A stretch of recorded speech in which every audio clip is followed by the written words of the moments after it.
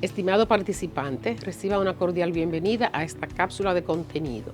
Quien les habla, Eugenia Castro, facilitadora de la Escuela de Educación y Formación General.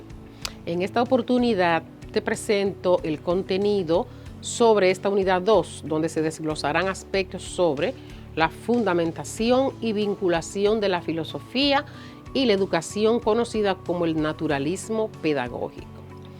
Este naturalismo pedagógico fue un movimiento o una corriente educativa que ha dejado huellas profundas en la forma en que entendemos y abordamos la enseñanza y el aprendizaje.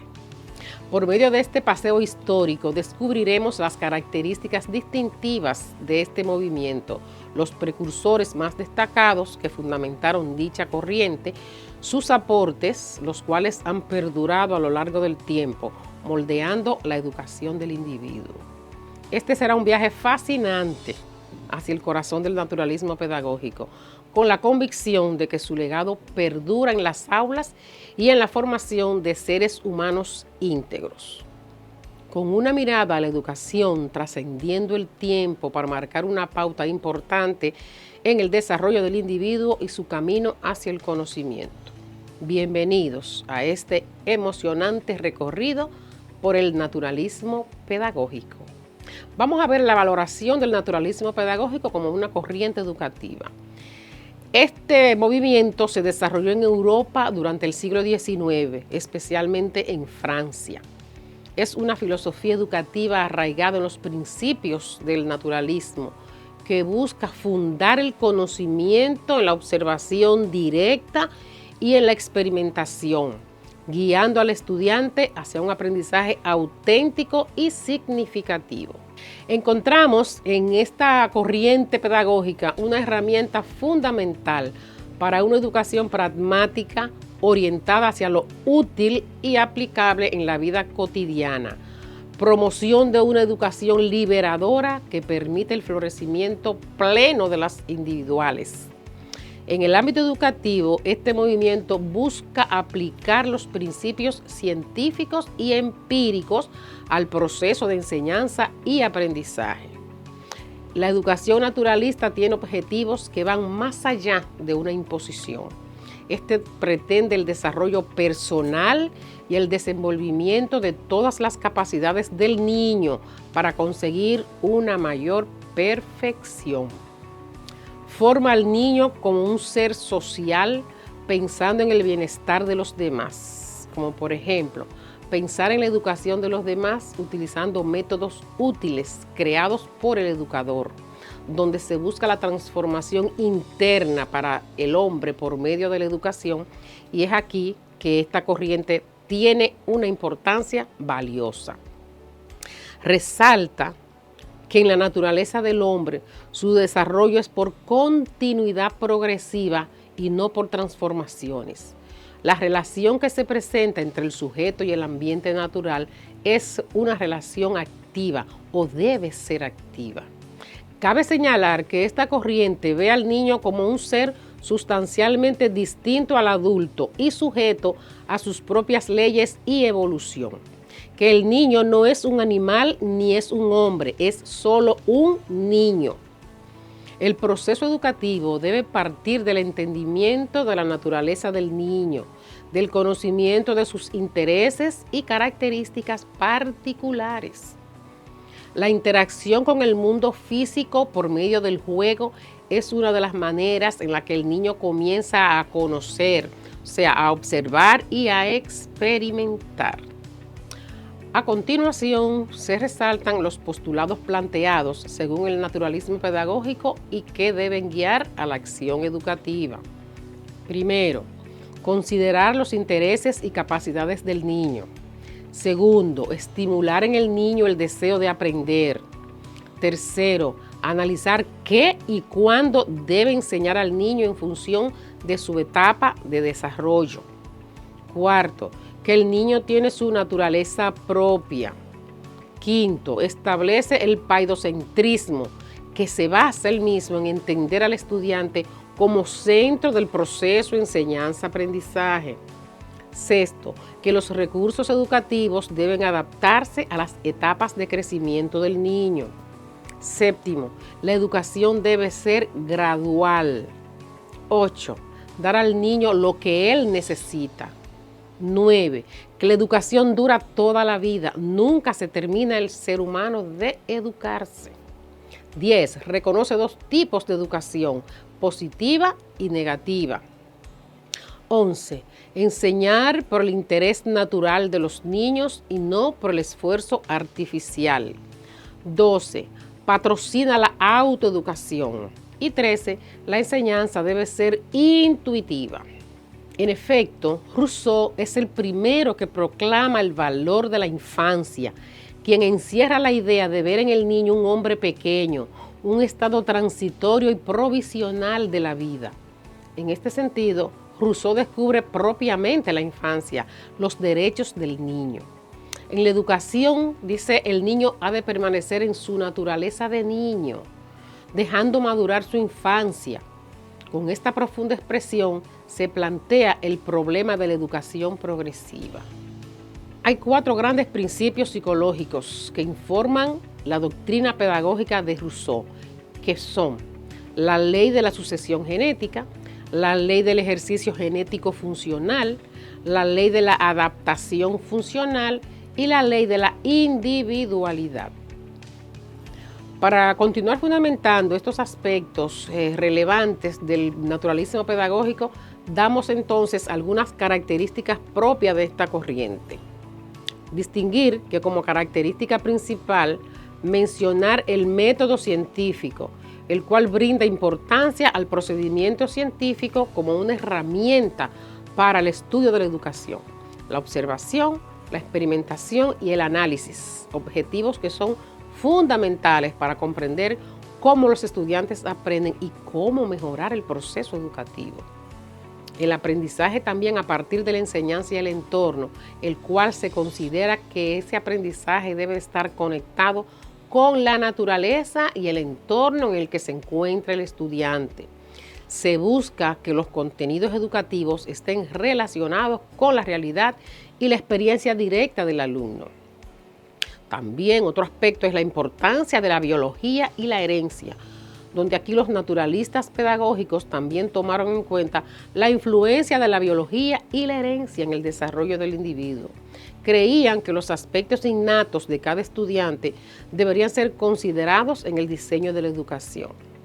El otro aspecto, que es la educación liberadora, toma en cuenta la capacidad de abordar o de abogar por una educación liberadora que permitiera el desarrollo pleno de las personas individuales, de los estudiantes. Busca aquí que la educación fomente la autonomía y la independencia intelectual del individuo. Y por último, mencionar la educación pragmática. Aquí el naturalismo pedagógico se orientaba hacia una educación práctica y útil, donde se privilegiaba la adquisición de habilidades y competencias que resultaron relevantes para la vida cotidiana y el futuro laboral de los estudiantes. Después de resaltar todos esos aspectos importantes, es oportuno explicar cuáles fueron los principales representantes de esta corriente pedagógica. Rousseau, que vivió del 1712 al 1778, que aunque no perteneció al siglo XIX, sus ideas influyeron de manera significativa en el desarrollo de esta corriente. Con su obra Emilio, aquí él planteó la importancia de respetar la naturaleza del niño y permitir su desarrollo natural, sin imponer una educación rígida y tradicional. Está Herbart, desde el 1776 al 1841, fue un filósofo y pedagogo alemán que influyó en el desarrollo del pensamiento pedagógico moderno. Este enfatizó en la importancia de la psicología y la motivación en el proceso de enseñanza y aprendizaje. También vemos a Jean-Baptiste de La Salle, vivió del 1651 al 1719. Fue el fundador del Instituto de los Hermanos de las Escuelas Cristianas, el cual promovió un enfoque pedagógico basado en la observación de los estudiantes y la adaptación de la enseñanza a sus necesidades individuales. En resumen, podemos decir que el naturalismo pedagógico fue una corriente educativa que enfatizó la aplicación del método científico con la observación directa en la educación, buscando una enseñanza más liberadora y conectada con la realidad del estudiante. También abogó por una educación práctica y útil, orientada a la vida real y al desarrollo de habilidades relevantes para la vida cotidiana y el futuro laboral. Sus temas de estudio siempre hacen referencia a los intereses y necesidades de los niños, como el juego, el movimiento, las experiencias vivenciales, permitiendo a los alumnos satisfacer su curiosidad, su actividad y crecimiento. Por otra parte, sustenta que la educación es un proceso natural, es un desenvolvimiento que surge dentro del ser y no una imposición. Es una expansión de las fuerzas naturales que pretende el desarrollo personal y de todas las capacidades del niño para conseguir una mayor perfección, aspirando también a formar al niño como un ser social en función del bienestar de los demás. Y el ser humano, siendo esta la idea que mejor encajó en el desarrollo del pensamiento educativo de toda su obra, en la medida en que lo condujo a dedicarse a los problemas relacionados con la educación. Concluir este módulo resaltando que Rousseau recomienda que el aprendizaje se vaya realizando bajo las diversas representaciones que activamente surgen de la conciencia, que la pedagogía activa renueva sus argumentos, convirtiendo al niño objeto y principal factor de la educación, creándosele un mejor ambiente de estudio, con libertad para que aprenda y participe activamente de la clase, sin presiones ni exigencias, donde el docente solo orienta y estimula el aprendizaje. Y sin dejar de lado los componentes, vamos a mencionar algunos: los propósitos, considerar una formación para la vida sin límites del aprendizaje; los contenidos, que son los sucesos de la vida diaria y en relación a la naturaleza; la consecuencia o secuencialidad, el método inductivo; el método, autoformación y experimentación de conocimientos en contacto con la naturaleza; los recursos didácticos manipulables que florecen o favorecen la experimentación y aprendizaje individual; y por último, la evaluación, donde los estudiantes participan de las decisiones y que éstas son evaluadas. En conclusión, espero que esta cápsula de contenido haya sido enriquecedora, haya proporcionado una comprensión más profunda sobre el naturalismo pedagógico. Hemos explorado las características fundamentales de esta corriente educativa, destacando su enfoque científico, la conexión con la naturaleza y el entorno, la valoración de la biología y la herencia en el desarrollo individual, así como su búsqueda de una educación liberadora y pragmática. Asimismo, hemos conocido algunos de sus representantes más importantes, como Rousseau, Herbart, Jean-Baptiste de La Salle, Fenelon, cuyas ideas y contribuciones han dejado un legado significativo en la educación hasta el día de hoy. Además, hemos apreciado los aportes del naturalismo pedagógico que se traducen en la aplicación del método científico en la educación, la valoración de la experiencia y la observación como pilares del aprendizaje educativo, la búsqueda centrada en el estudiante y su desarrollo integral, así como también la promoción de una educación más personalizada y conectada con la realidad.